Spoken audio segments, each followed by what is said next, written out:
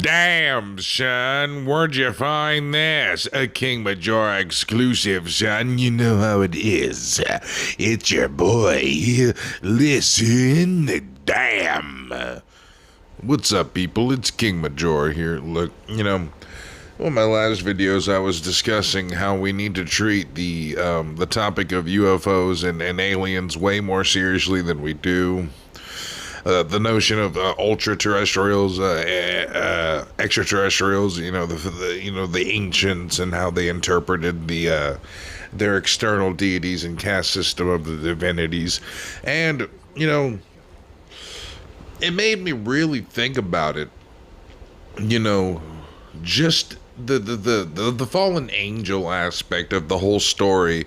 There's this whole vein of thought that thinks that the UFOs are just fallen angels. And I feel bad for these people because they are extremely and heavily indoctrinated. Excuse me. They are severely indoctrinated by the basically what stems from the Roman elite. The church fathers, such as Father Jerome and other European monasteries like Canterbury, that developed the Satan. That was, there were vague, very, very, very vague semblances of an antagonistic figure. By the time that Second Temple Judaism was evolving into its next stage. And even modern Judaism, most of them do not acknowledge the Satan figure as a boogeyman.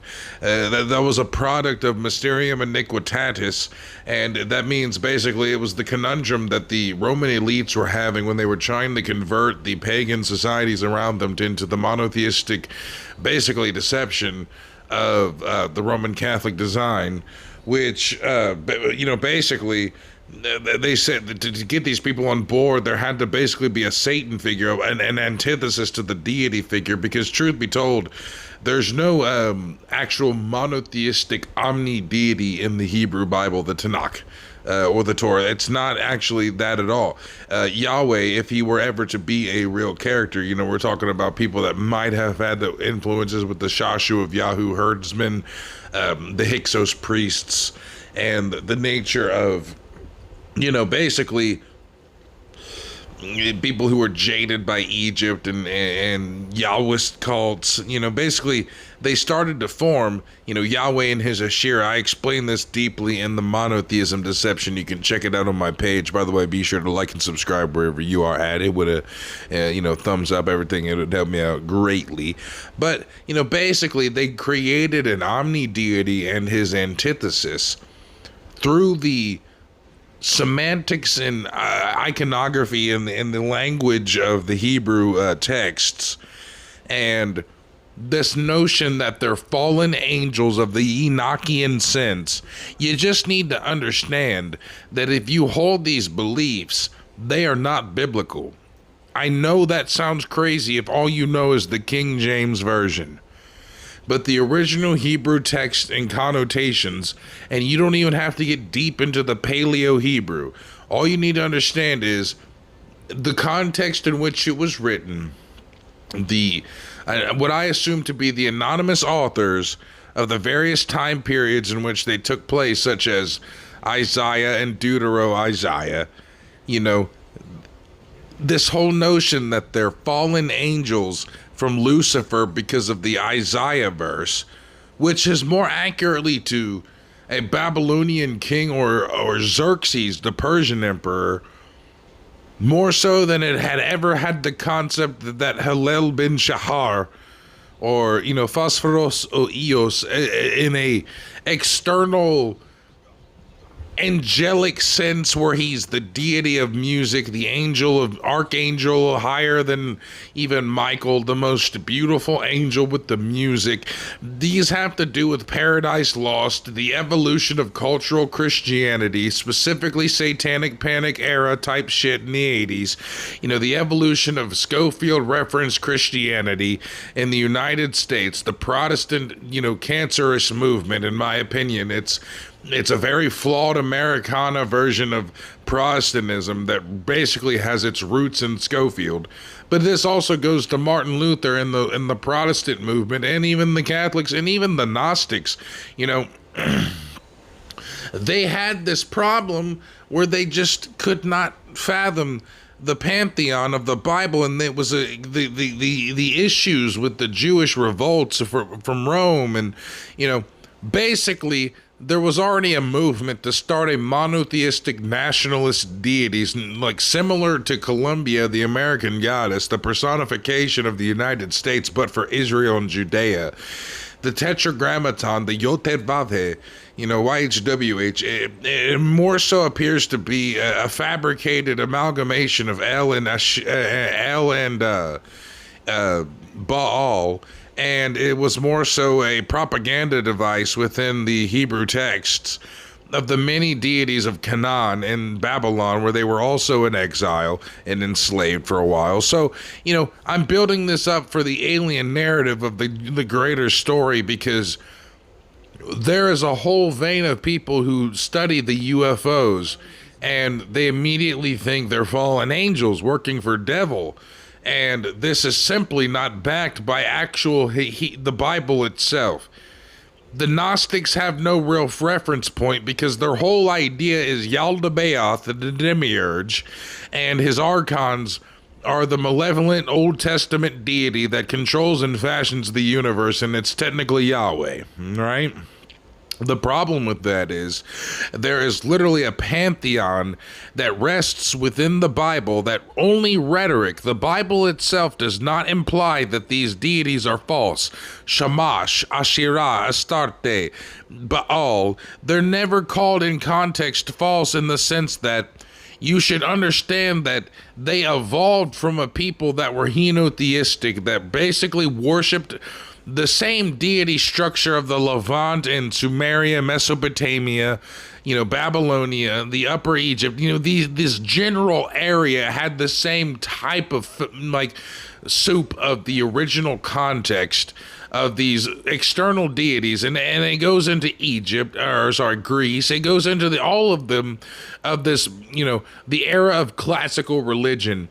But nowhere does it state that there is a Lucifer, Satan, boogeyman that hates omni-deity Yahweh and wants to just make a man sin. There's the original sin narrative, where it's like, basically people like Mauro Bellino, Vatican translator, basically got fired for releasing the material he did and the books he did. Worked for the top Vatican publisher. He's talking about the concepts of the original Hebrew text, and how the original sin is more so a mistranslation of, well, basically you're on your own, you understand life and consequences, you're naked, you understand this, you can actually function, it's time to let you out of the Eden exhibit and go live amongst the other races, you're not exiled. That's more so rhetoric. There's clearly a pattern of making people regret, feel bad, trust ultimate authority, and that kept centralizing to the point where we have like modern day Islam and other variations that basically are not authentically true to the original Hebrew, nor the spirit or context in which the Bible was written. And that's basically what you need to know to destroy the argument that the UFOs are simply a product of fallen angels and Satan. And the office of Satan was more so a position within the hierarchy of the Jade Empire and the Chinese religion sense, the celestial pantheon of Hinduism, the Elohim kingdom of El, or kingdom of God as you call it. I don't like to conflate God, because this so close to GAD, Gade, and the Canaanite Phoenician deity of fortune and luck that kind of just more or less basically functions the same way that people see God now. So I see it as an indifferent function that we seriously just swapped an O for an A, and that's the Elohim that we choose to serve. But and that would make sense with the Jewishness and the merchants and the banking that they're so accustomed to. But we're not getting into that. What I'm saying is, to just come at the UFOs from the angle that they're fallen angels or somehow religiously tied to the Bible, like J.D. Vance, Paulina Luna want to try to make it seem like it's, religiously tinged. It has the elements of the ancient past. It absolutely has the pantheon. It has the structure of the deities. But what it does not have is this superstitional boogeyman, fallen angel, Satan dynamic, because that's not historically accurate. Despite, because, Rome basically survived with people turning into their Roman Catholic Empire, using the Bible and only allowing certain people in society to own a Bible, and furthermore allowing people to read, forced an illiterate population to believe in outright propaganda and lies verified by the academic institutions of the church fathers. That's why I say it's so my imperative to be anti-verecundium and don't appeal to the authority fallacy, because you just swap clergy and pope with academic standards of today and whomever is the pop genius we have going out there, whether it be Michio Kaku, Neil deGrasse Tyson, or anyone else. It's still the same type of mentality and gatekeeping. They made up Satan out of thin air. If you really understand that, there is no actual historical biblical precedent for the Satan boogeyman that you understand. There's no precedent for a rebellion against the deity character. The best you can say is elements of non-human proportions, Malachim and Elohim and B'nai Elohim alike, Nephilim and the sort, got together during the time of Nimrod's rebellion or anything like Xerxes, or if you want to compare that, the Lucifer quote might extend to the fact that the Babylonian king or Xerxes in question rebelled so high against the Elohim that other non-human intelligences were on board. That might be a thing, convincing the population of the space/heavens to rebel is not something that can't be understood. However, we have this weird tinge to sin that's not based in true doctrine. If you really understand the actual data that's there is clearly a discrepancy between what people believe over the years and what appears to be within the original source context. You're not just the Mauro Bellino sources, but people like Dan McClellan who take it a different route, but still, that's a scholar who speaks about the data over the dogma. But you can't just come at this that it's just the fallen angel archons and Yaldabaoth or Satan controls it, and you're just waiting for the monad or Jesus or the Mahdi or Allah to, do something for you against the evil, treacherous, Angramenu or, whatever the hell they want to call it. You want to presuppose karma upon everything. Like, you got to define morality for me, pal. Can you even objectively define the terms of which I would be judged? I think that's wishful thinking. I go into that like that my ideas of reincarnation, I just don't find it accurate. I don't find the need for it. I don't see why people would always be trying to find immortality, including the deities. If you understand that, we have romanticized the deities, and I say this several times in several videos. The 1800s, basically were a time where everybody's like pseudo-sophisticated midwits, and they think that their shit don't stink. They're the South Park, basically Gerald sniffing his own farts in San Francisco because he's up his own ass. Basically we presuppose, we took what we understood about psychology and occult philosophy, applied the context of the ancient deities in the ancient world with what we have available as sources like the Iliad and the Odyssey. These are just what we have left. Consider Alexandria's library and all the other places that Rome and the Caliphate of Islam has destroyed over the years. Countless records that we could have had way more about our deities, but we do have what we got, and they can be analogized, or sorry, I don't want to make up a word, but basically they can be translated to zodiac astronomy from what we already have, or just myths about life, like in the myth in the traditional sense. But they did believe that they were actually there externally from before. Oftentimes they were considered, if you look at the comparative mythology, they were albino with red hair, or blue. There were blue ones as well, basically giving to the notions like, you go into Sumerians, they've got the Oans or the Oanese or whatever the hell they're called, and they basically are a fish-like people. There's another type of fish-like people or amphibious-like creatures. You know, you get the stories of Merovich, the stories of the creation of the bloodline of the Merovingians, not from necessarily the Davidic Jesus route of Holy Grail, and that like, but you know, basically the idea that the Clovis and the analogies of how the basically the Quinatar, the fish monster, basically fucked the French, or sorry, Frankish Sicambrian queen or whatever the hell it is, and gave birth to the long-haired sorcerer kings known for their magical abilities and their long hair. You know, the fact they were known as the long-haired sorcerer kings. These people developed, these are rare bloodlines that, you know, even the whistleblowers and people who are known to be CIA and intelligence have admitted that you know, basically they look for bloodlines and people with psychic abilities. Project Scanate, Sunstreak, you know, Grill Flame, Stargate, these projects, and they even speak of aliens and remote viewing and influencing, and the men who stare at goats, you know, killing people with the mind.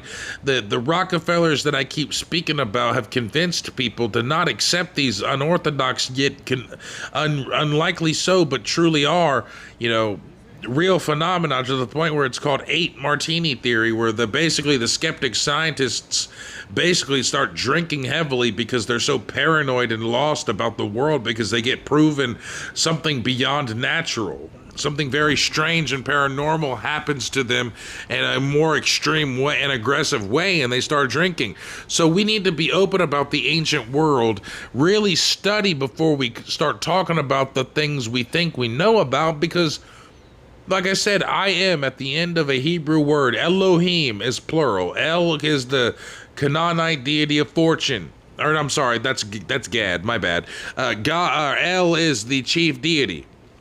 And the evolution from into Judea and Israel, the formations of the Bible, there's even mentions of El Elyon, the Most High El, giving it a distinction that it is the highest of the pantheon, the respective elite of the elite. You've got Indian mythology, Hindu mythology, speaking of Indra and his fall, talking about Baal, the fallen lord in a monarch sense. There's clearly an evolution of this. The ancient Sumerian tablets, Akkadian cuneiform, you go the route of Zechariah Sitchin or Michael Tellinger, it speaks that basically the Anunnaki, before they left in their Nemesis system, was like, look, you know, basically, let's see how the humans fare on their own, and we'll return and check up on them. We'll leave some watchers behind, and I'm pretty sure that it's Ningishzida that is bestowed basically stewardship over the earth population, whether he be here or not. He's more or less the Elohim, the Anunnaki that is in charge of what happens here, and he translates to Odin, Thoth, Hermes, the trickster yet highly intelligent scientific mind, the messenger of greater concepts, the head Malachim. I've often said that he is Archangel Michael of the more definitive sense, just because of the de facto nature of how it evolved their system. You know, the office of Samael being the anything close to the, you know, representations of a true Satan character, true to prosecutor, authentic lore of the Canaanites and early Judeans. You know, there's clearly several, you know, Eric Davis spoke of the Nordics, the reptilians, the Greys, and the insectoids. And you got to be careful with people like the New Age UFOs, because they'll say shit like, you know, the whole idea of the Ashtar Command. Now, granted, you know, basically that British TV station did get hacked by a being or a person claiming to be an alien being named Vrillon of the Ashtar Command, with a nuts and bolts invasion to liberate mankind from its enslavement. This started with the people like basically behind Lockheed Martin, and the man behind it all truly was George Van Tassel, an engineering for the auto flight industry for Lockheed, which, has its connotations for skunk works. We're dealing with these types when you're considering the roots of the Ashtar Sharan myth. Now, this guy claimed to be in some form of mental communication with this being called Ashtar Sharan, who claimed to be a part of the Ashtar Command that was going to be here to liberate mankind and teach it a deeper philosophy. Little do people know that, in that time they had no way of genuinely easily knowing, but we're in the internet age now. You can type in Ashtar and it's a deity. It's literally, it's the Attar, Attar, a Moabian deity of war, Astarte. It's still around the Inanna cult. You study Inanna, Inanna, of the Mesopotamian it's basically Astarte. She was basically the role of performing transgender surgeries on people. The occult pristine order of the initiates of Inanna's cults are often transgender.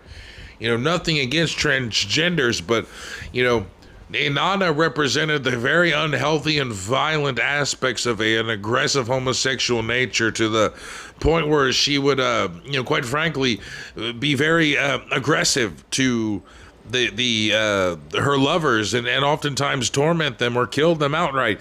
These aliens were aggressive. A lot of them, the albino red-haired ones, are very warrior like you saw Broly on there. Basically they're Saiyans.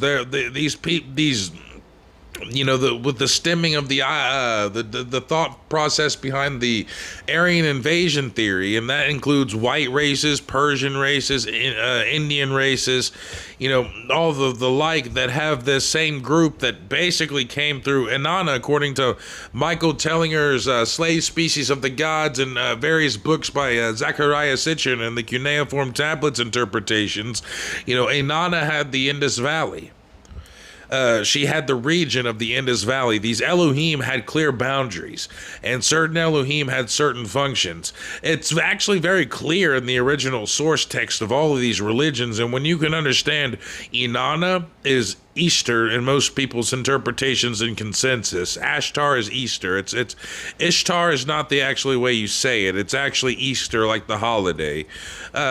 Astarte, Astaroth, Ashtar, they're all the same fucking thing. And all of the New Age, Madame Blavatsky, Aleister Crowley, Thelemic, basically the same sophists and, the same groups and ideologues behind Maria Orchich and the Nazi aliens, which I think that's who the Nazis are.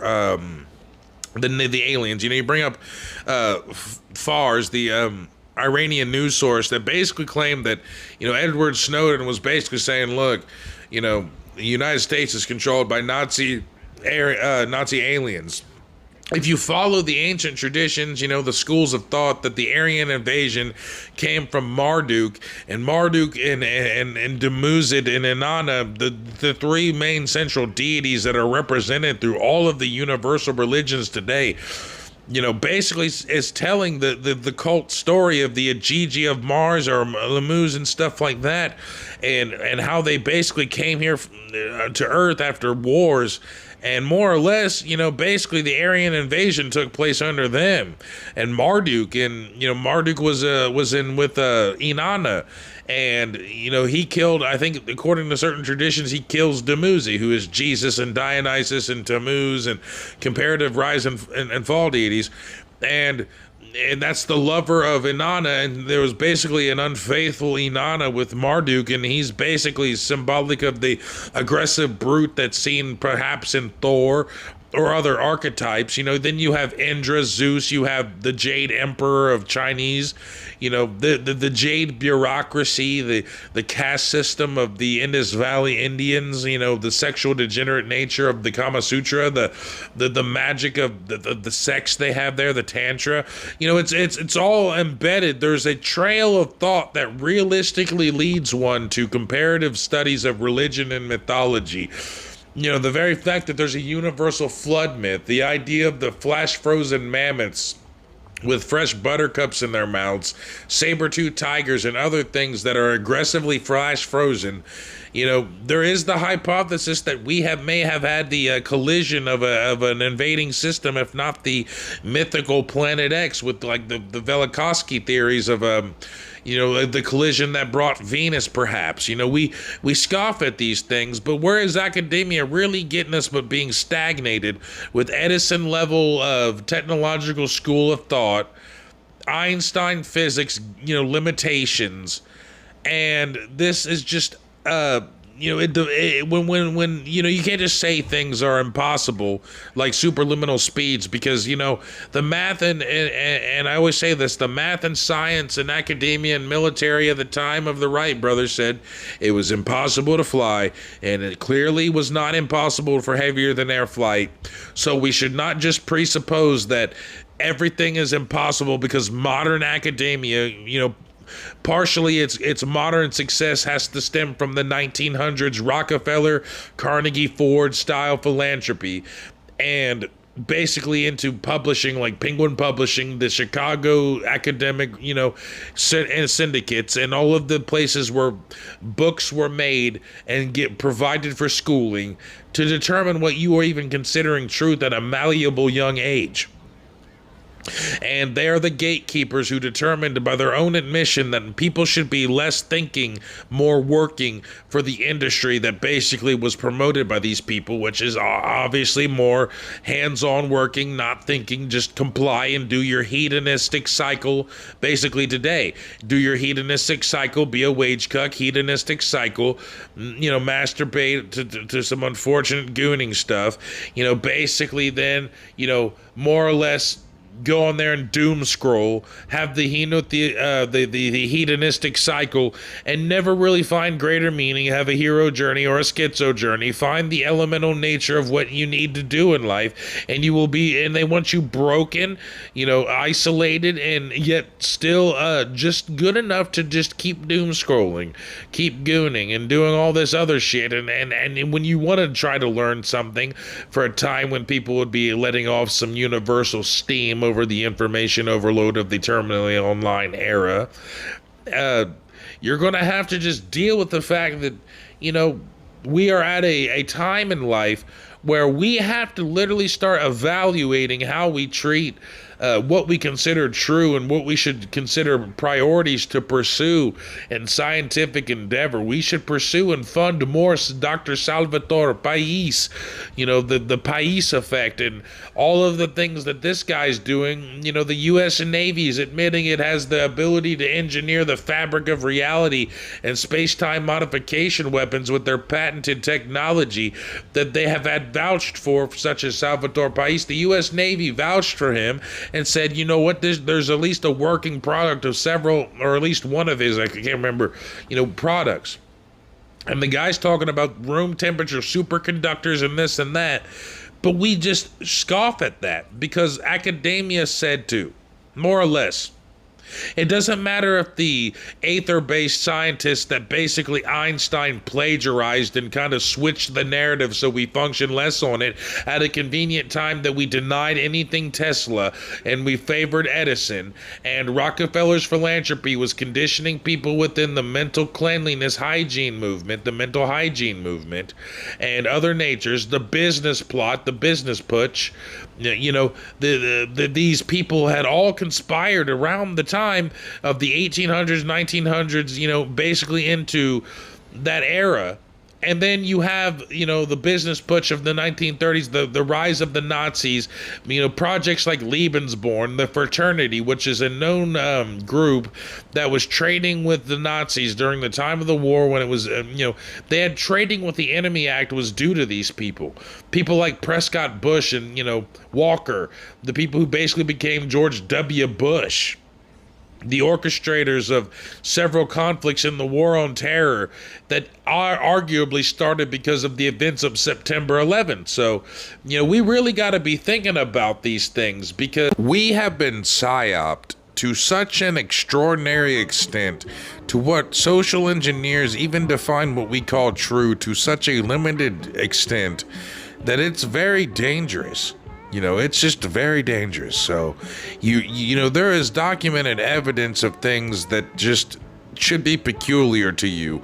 And quite frankly, you should be really evaluating the history of basically religion and the UFO question, because they are more in common than people want to say. I like Richard Dolan, but, I think there is more to it. That's about all. Peace out.